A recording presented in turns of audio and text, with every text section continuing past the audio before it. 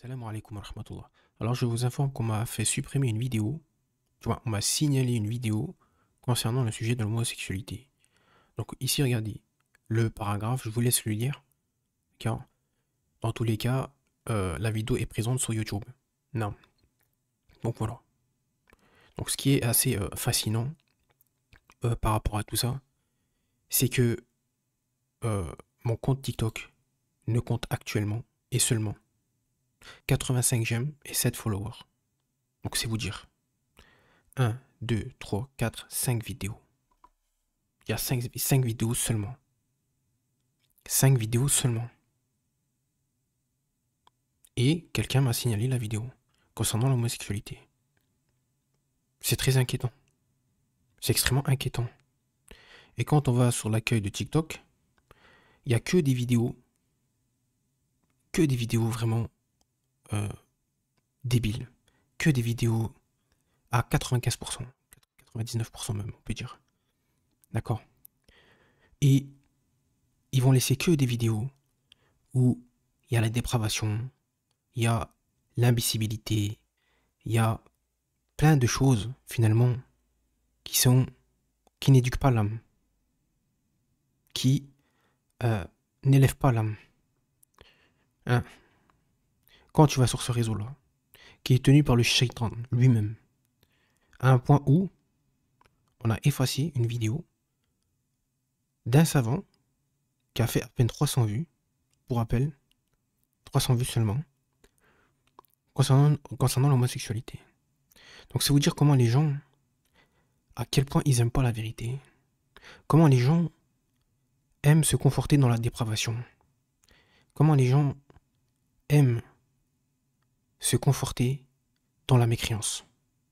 Ils ne veulent pas de la vérité. Ils en veulent pas. Ils en veulent pas. Et du coup, j'ai laissé un message sur ma chaîne Twitter. Donc je viens à peine de poster 4-5 vidéos sur TikTok, et voilà que certains ont déjà signalé une vidéo sur l'homosexualité. Donc c'est un lobby satanique qui est derrière cela. D'accord? Je vous l'affirme et je vous le confirme. C'est un lobby satanique qui est derrière cela. Donc je sais pas si je vais mettre cette vidéo sur TikTok.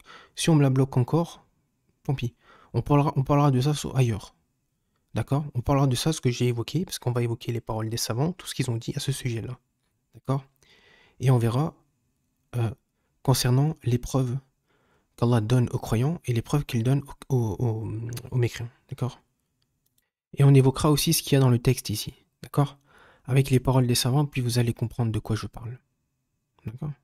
Vous allez le voir. Faire la différence entre plusieurs choses.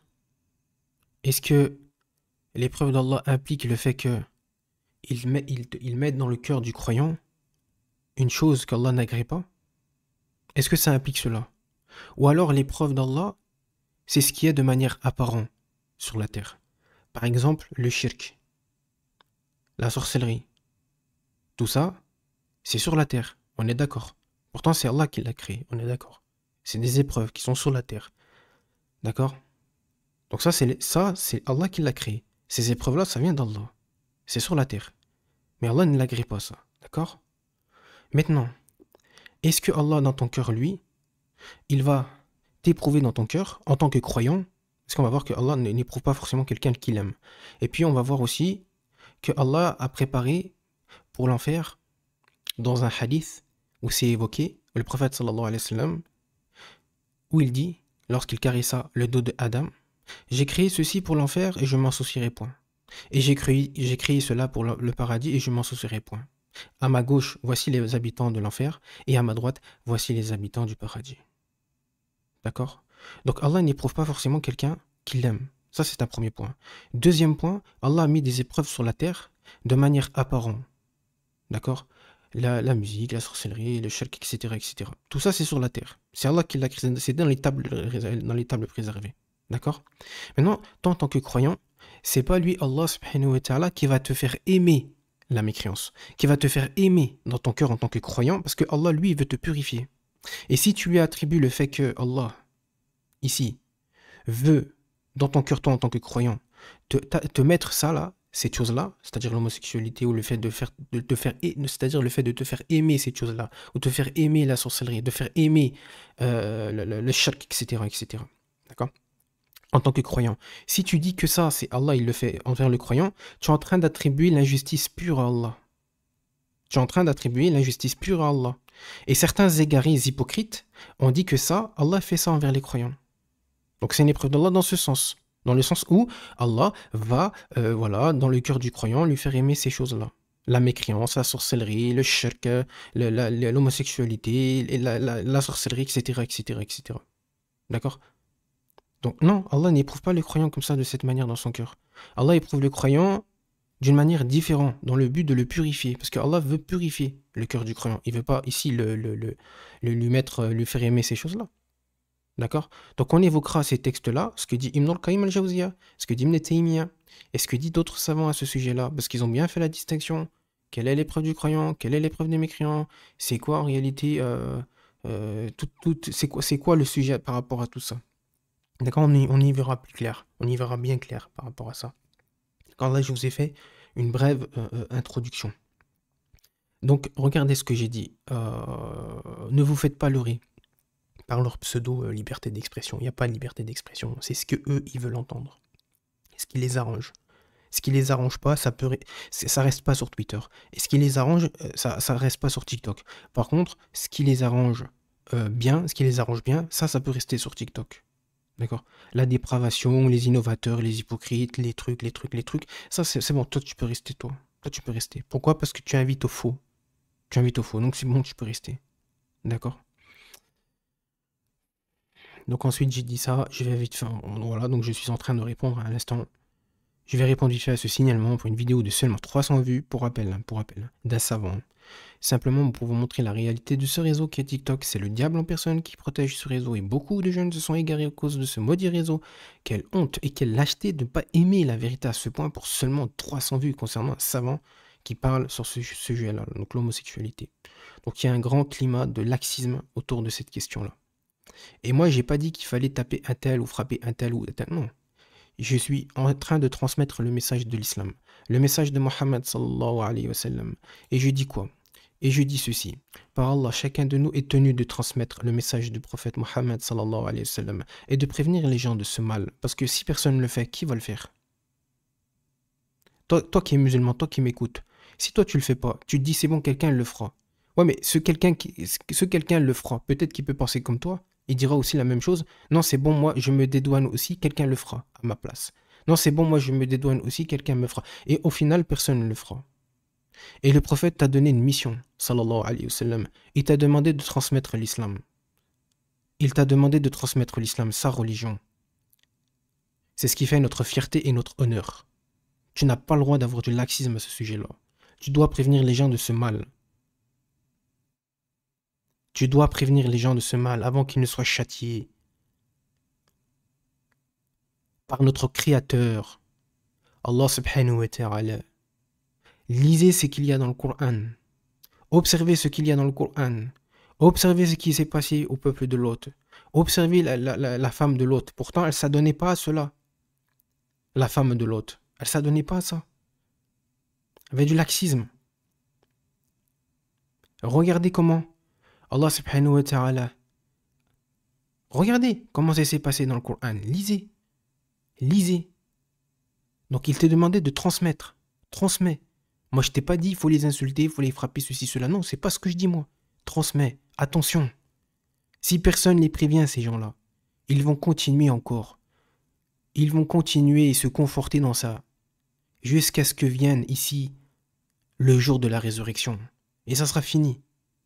Ce sera terminé. C'est fini après. Tu peux plus te repentir, c'est terminé. C'est terminé. Une fois que l'ange s'ouvre dans la trompe, c'est terminé après. C'est fini.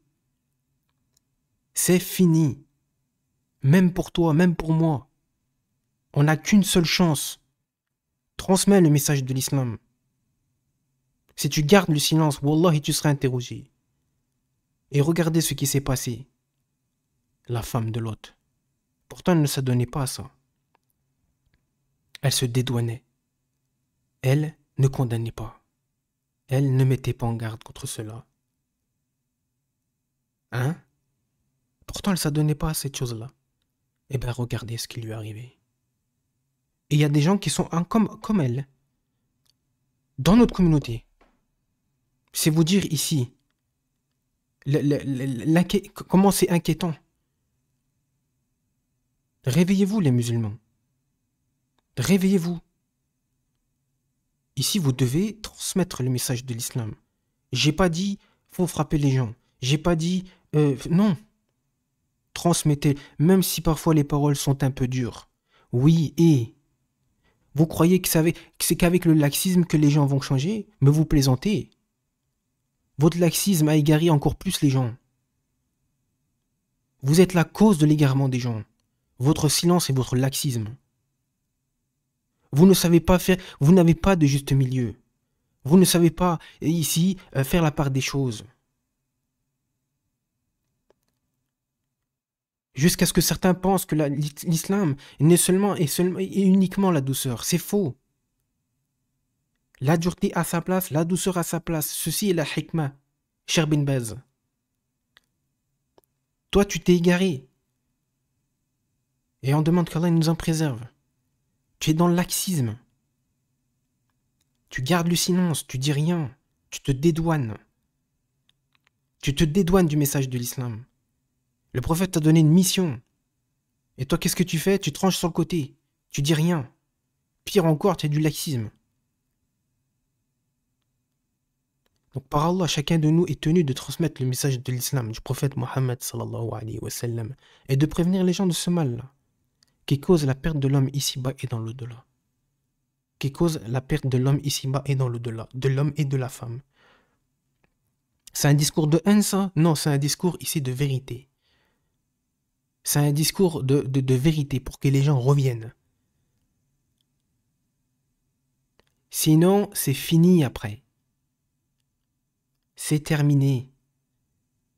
Il y a un paradis et un enfer éternel qui se joue, qui est en jeu. Si tu transmets pas, qui va le faire? T'en as pas marre de te dédouaner à chaque fois? Combien de temps jusqu'à ce que tu meurs? Jusqu'à ce que Allah reprenne ton âme? Et te fera la réflexion? Tu voulais pas le faire. Parce que tu avais peur.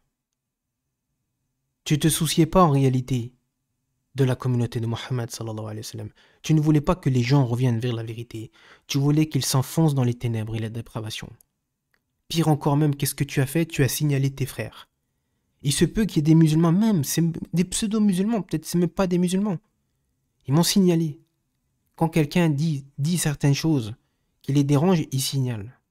Wallahi, pour le moindre signalement que tu as fait envers un frère qui a prévenu d'un mal, Wallahi, je prends Allah subhanahu wa ta'ala, à témoin contre toi, au jour du jugement. Parce que tu as barré la route d'un musulman. Tu as barré la route, alors qu'il ne transmettait que le message de l'islam. Pour que les gens sortent de ce mal-là. Pour qu'ils sortent des ténèbres, pour qu'ils puissent venir vers la lumière. Toi, qu'est-ce que tu as fait? Le signalement, le barrage de route. Aucune remise en question. Il y en a qui, vraiment, ils sous-estiment le fait de barrer la route à un frère. Ou le fait de signaler ici le message de l'islam. Le fait de signaler pour que le message de l'islam ne se propage pas. Ça, Allah le voit. Et croyez-moi que c'est très, très, très grave auprès d'Allah de faire ça. C'est très grave que des gens empêchent ici le message de l'islam. Que les gens empêchent que les gens puissent revenir vers l'islam. Qu'ils puissent sortir de ce mal dans quoi ils sont. Et les seules personnes qui font ça, pour essayer de sortir les gens de ce mal-là, qu'est-ce que tu fais toi? Tu vas les signaler. Tu vas les censurer. Pour, au final, ne laisser place qu'à quoi? Au mal. Parce que tu ne veux que le mal, seulement le mal se répand sur les réseaux. C'est tout ce que tu souhaites. Que le mal reste. et que la lumière cesse. Hein? Et le Cheikh Islam Taymiyya dit quoi à ce propos? Rahimahullah. Celui qui agrée l'acte d'un peuple sera ressuscité avec eux. Je répète, celui qui agrée l'acte d'un peuple sera ressuscité avec eux. Toi qui signales les vidéos, toi qui signales tes frères, qui mettent en garde contre cette chose-là, ou contre la féminisation des hommes, et autre que cela, tu mets en garde contre ces choses-là. Hein? Tu mets en garde contre ces choses-là. Et tu as des gens, soi-disant de notre communauté, qui vont signaler les personnes qui mettent en garde contre l'homosexualité et contre la féminisation des hommes. Wallahi, tu rentres dans cette phrase, et je jure par Allah, tu rentres dans cette phrase. Celui qui agrée l'acte d'un peuple sera ressuscité avec eux. Tu seras avec eux. Pour avoir barré la route à tes frères et tes sœurs qui ont mis en garde contre ces choses-là. Wallahi, tu rentres dans cette phrase. Celui qui agrée l'acte d'un peuple sera ressuscité avec eux. Tu seras avec eux. Comme le sera la femme de Lot, avec le peuple de Sodome, alors qu'elle ne commettait pas la turpitude, qu'est l'homosexualité. C'est-à-dire qu'elle ne le commettait pas, elle. Elle ne faisait pas. Vous rentrez dans ce cas-là. Vous êtes avec elle. Majmou' al-Fatawa, volume 15, page 343. Note la morale de cela concernant la femme du peuple de Lot, la femme du prophète Lot, Afwan. C'est qu'il est nécessaire pour tout musulman de rejeter l'homosexualité sous toutes ses formes. De le rejeter. Non. Et pas seulement ne pas le pratiquer. Il est demandé aux musulmans de s'en désapprouver, de détester ces choses-là, de détester ces choses-là, et faire fuir les gens de ces choses-là. Donc du coup, après j'avais laissé ce message-là qu'on le lira pour la prochaine fois. D'accord? Et on citera les textes. On citera les textes convenablement. On citera les textes convenablement. Et comment le musulman et la musulmane se doit d'être. D'accord? En termes de moralité. En termes de moralité. Il t'est pas demandé ici de faire preuve de laxisme à ce sujet-là. Donc ça là, ces gens-là, là, wallahi, faites attention. Faites attention à vos fréquentations. Faites attention les gens que vous suivez. Parce qu'ils ont une influence sur vous. N'oubliez pas ce qui est arrivé à la femme du prophète Lot. Il se peut que certains soient dans le même cas que elle, sans même le savoir. Sans même le savoir. Salam alaikum wa rahmatullah.